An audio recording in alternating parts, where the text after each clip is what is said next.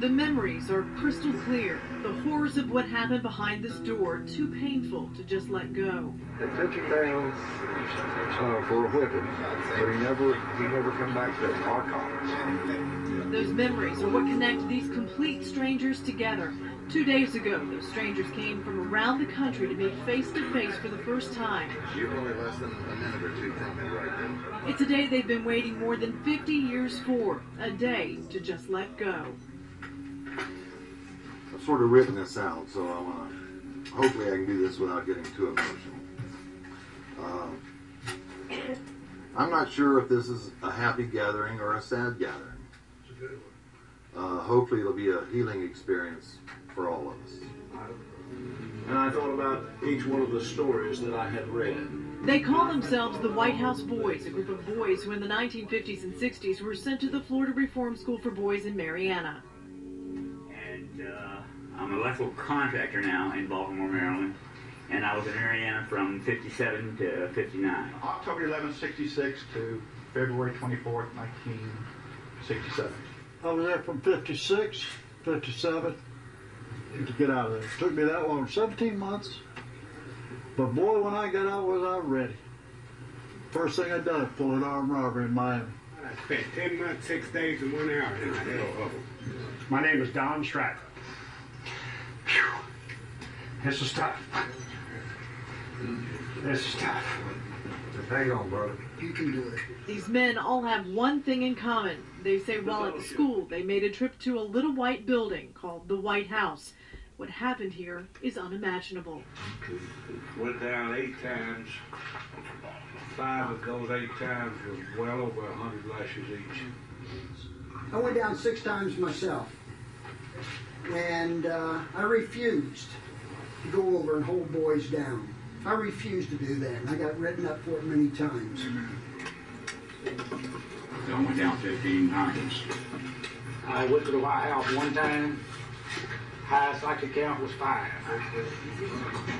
But it's the damn beatingest thing I ever had in my life, and my dad took a fan belt from me several times. Well, little did I know that there was a hell called Marianna. 156 men have come forward since we first told you the White House Boys story 4 months ago. 60 of them are part of this reunion. They will tell you that school they simply call Marianna has affected their lives in more ways than one. For many years, my life spiraled out of control. One marriage after another was the course my life would take. Then there was one job after another, and another, and another, and another. I never spoke a single word to anybody about this out of pure fear. I've been married 41 years to the same woman, and I never even spoke one word of this to my wife of 41 years. And when this broke in the papers back in October, I broke down and I cried like a baby, and I told my wife the story. The child's mother loves her child.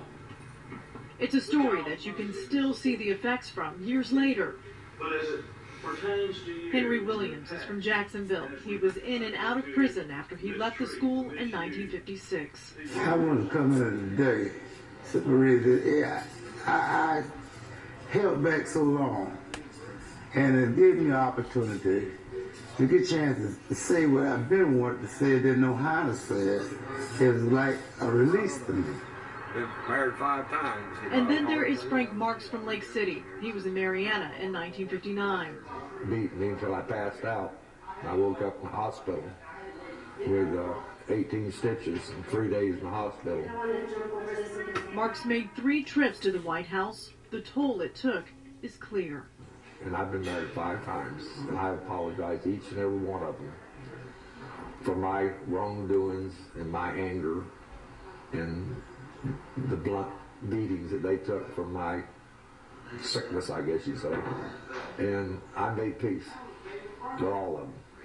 One by one, these men share what they saw and experienced. And they would bring them down in cattle trucks from the black side. Yeah. They would bring them down in cattle. They would march the white boys down there, but they brought the black boys down in cattle trucks. 8, 10, 12 at a time. They say some of those boys never made it out alive. That he took him screaming from the kitchen straight to the White House. And we was all scared. We went to the window and I watched. And 10 minutes come out. And Mr. Enfield come out just like this right here, wiping the blood off his face. The little boy never come out of there. They carried him out.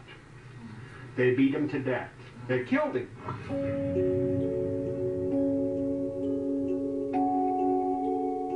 They believe those boys are buried in one of these unmarked graves on the school's property. The state doesn't even know who is buried out here.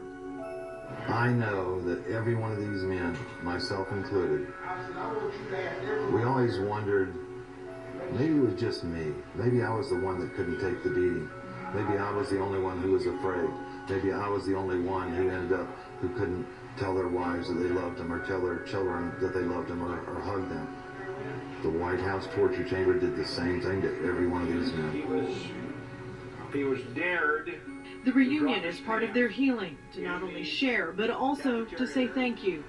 I'm talking about the heroes in this story are the women that are here today, that stood by and tried to love the men and the kids that nobody else wanted. And ladies, today we honor you. Even though it is hard, they choose to relive that pain over and over again for one simple reason. Never again. Simply never again. Let's don't let this happen to children.